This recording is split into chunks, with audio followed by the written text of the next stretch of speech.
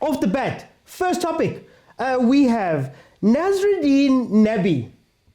Nasreddine Nabi, of course, is a Tunisian coach who flirted with Kaizer Chiefs for a little bit. Kaizer Chiefs, of course, has been looking for a full-time coach for a very long time. They have taken some side quests, bringing in Arthur Zwane, for example, bringing in Motaung, bringing in Kevin Johnson as the last person who's come in, and his role was straight up caretaker. So Nasreddine Nabi was coaching Tanzanian team Simba, if I'm not mistaken. It was a Simba, and we had made contact, and part of his alleged demands was that he needs to have his team. He needs to have his technical staff, his goalkeeper coach, his physio, his assistant. He wanted his own team when joining Kaizer Chiefs, which is something that is not new. This is something that allegedly, again, Kaizer Chiefs declined and said that they wouldn't be able to go through with that because they already have Abozwane, because they'd already done some long-term contracts with some backroom staff. Right, so they were not very keen on the idea of this guy coming in. He then went over to Morocco. Funny enough, currently, his former physical trainer person just won 2 trophies with Orlando Pirates this year. He moved on to Pirates, saw the commotion and poached him. Nasreddine moved then to Morocco, the Botola Pro 1 League, if I'm not mistaken, that's what it's called. Yes, Botola Pro 1 League, where he took on AS FAR Rabat, a team that not many people were speaking about. You may know them from the Champions League, the Women's CAF Champions League, where I believe they played in the final with mamelodi Sundowns, and they're one of the stronger teams. But in terms of the men's team, they weren't that strong. And he's got them number 2 in that league. He was number 1, but Zimbabwe, another coach that we know who's coaching Raja Casablanca, has gone on an incredible run in the last few games and overtaken them literally with 1 game to play. So he's about to be Lord Kambalat in the league, but he has done incredibly well. Them finishing number 2 means that AS FAR Rabat now qualifies for the Champions League. It doesn't look like they're going to be caught and brought down to 3rd. So they're going to be qualifying for the Champions League. And rumor has it that at Kaizer Chiefs, Big Daddy K, Dati Kaizer Senior stepped in, and he's the reason why they're looking again at Nasreddine Nabi. Apparently, the talks are in an advanced stage, and they're just finalizing what needs to happen. Apparently, an announcement will be made at the end of this Moroccan league. Now, I wanted to give you guys background. I wanted to give you guys some background before I speak about how I feel about this. I am worried. I am worried for 2 reasons, internal and external. The reason that worries me, number 1, is that we have not heard of a lot of movement internally at Kaizer Chiefs. We have not heard of people getting let go. We have not heard of people getting hired. So when you bring in this coach, whoever it is, what type of structure are they going into? Because if they're going into the same exact structure that Chiefs has always been, what can we expect from that coach? I worry about the internal running of the club, because even this decision, after we had known for months that we need a coach, for months that Kevin Johnson is not going to be the guy who's going to carry on the torch. Oh, by the way, 9 years trophyless. You'd imagine that these sorts of decisions wouldn't be coming down to the wire. You know, I always make the examples of Europe and how Europe is so efficient with these things.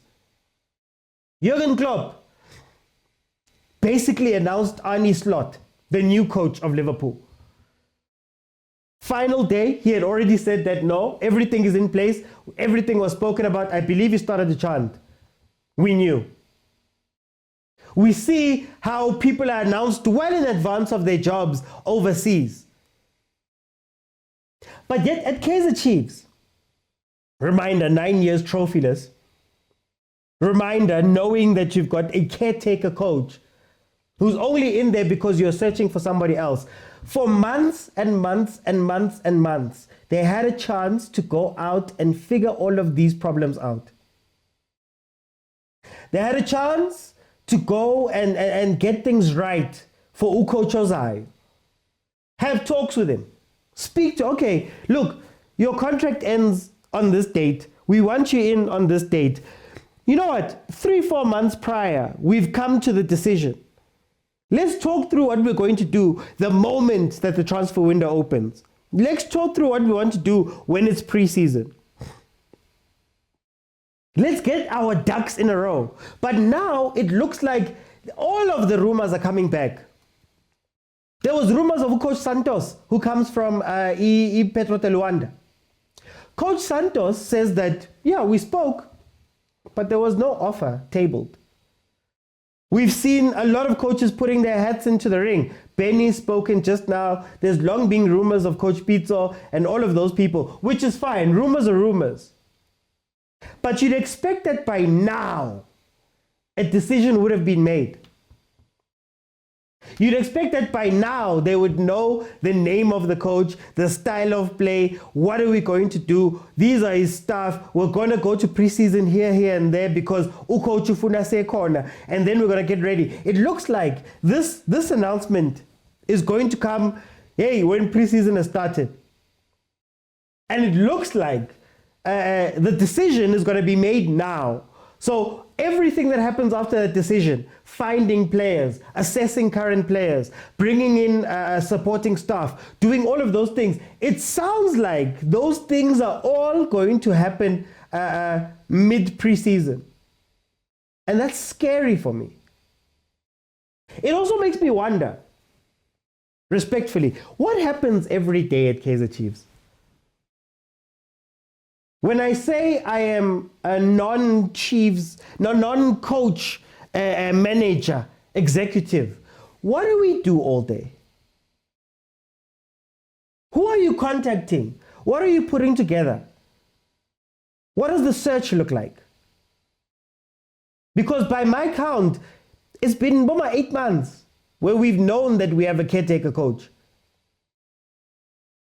Where we've known that we needed to get somebody in. Matter of fact, you could even go further and say, from the time when you brought in Unseki, from the time when you brought in Atazwane, surely there's a list of coaches that they could have copied, man, that they could have copied from the previous year because they've done that much work. They could have copied from the year before that they've done that much work.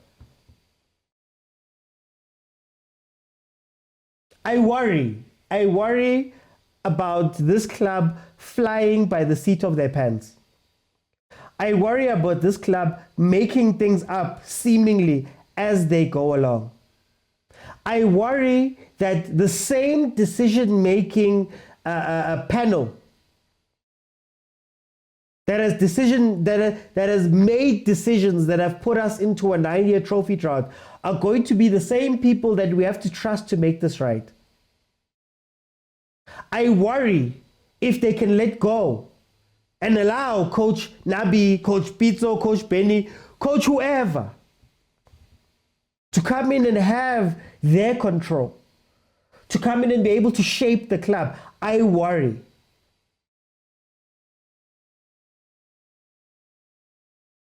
Coach Nabi, Coach Santos, Coach Pitso, know where you're walking into.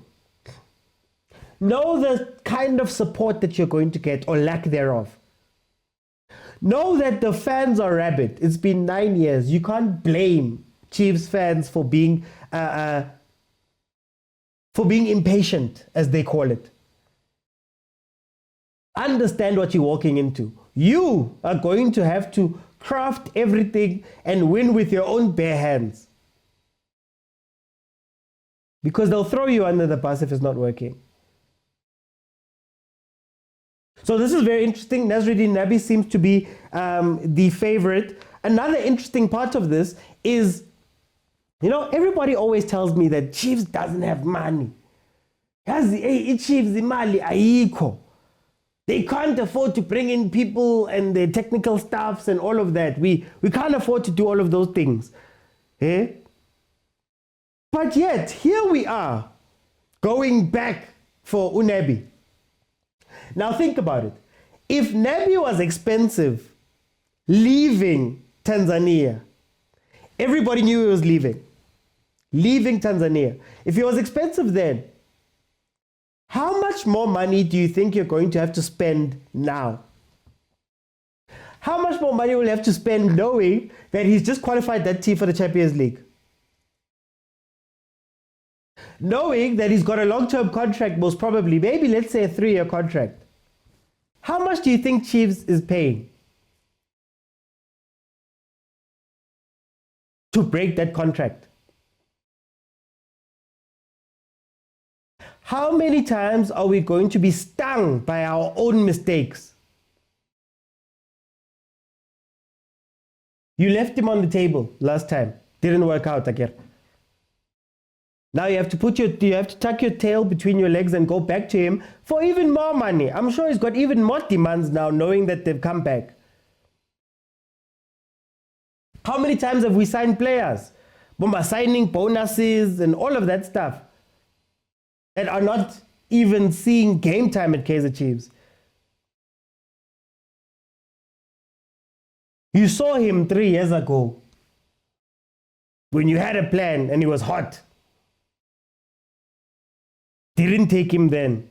Waited 3 years later. Think about all the players that we have here. Abom Tanzania, for example. This is a very interesting case. It's interesting, but it also scares me. I hope in my heart of hearts that these are all just rumors. I hope in my heart of hearts that they've done everything that I've been speaking about and they're ready to pull the trigger. I hope that they've done the work in the back as much as they're going to do the work in the front. And I hope that this is just media going off. But to be honest with you, it's been 9 years. So I don't know if I can give them the benefit of the doubt.